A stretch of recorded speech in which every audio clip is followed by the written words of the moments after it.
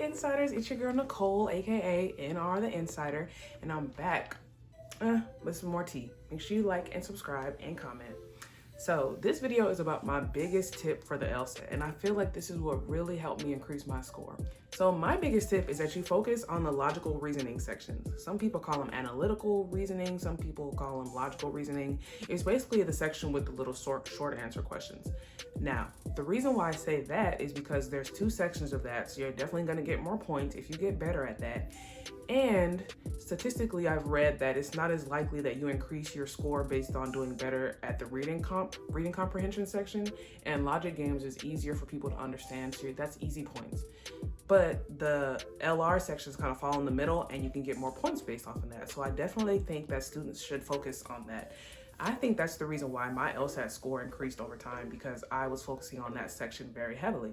So here's how you do that. So I bought the Power Score Bible for logical reasoning. I didn't get the one for reading comprehension or games. I just got that one, and it's a pretty thick book. So while I was working, I would read like 2 sections a day, because there's like all kinds of different logical reasoning questions. So I would read like, let's just say there's 20 different types. I'd read like 2 a day, and then I go back and read them again. I do practice questions on those. Like, I was literally doing everything in that book.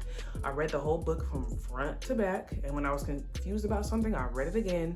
But I think that Power Score Bible is definitely the best asset that somebody can use if they're doing self-study for the LSAT. And I also made sure to take notes as I was reading, because I wanted to make sure I remembered something that was maybe kind of confusing or something that really stuck out to me and was really helpful.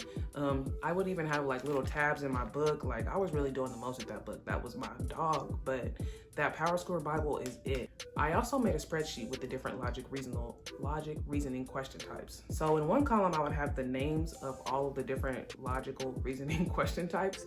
And then as I would do like practice tests or even stuff in the Power Score book, I would just say, okay, I got this one wrong this time, or I got parallel reasoning correct in this question. And I would just keep track of how many I was getting right, how many I was getting wrong. And eventually I got to see a pattern, like, okay, I'm better at these types of questions and I'm worse at these types of questions.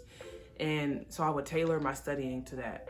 So of course I kept doing the ones that I was good at, but I really focused on the ones that I was not good at. So what I did was I bought a bunch of practice tests online, and I would do them untimed. Now, when I was focusing on logical reasoning, I would do maybe like 5 questions at a time and go back and see what I got wrong and how I got it and what I could do better.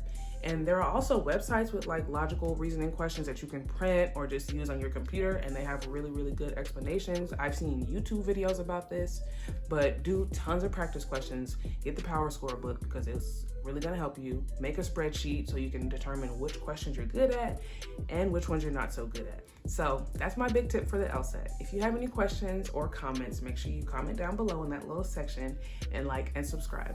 Thanks. Bye, Insiders.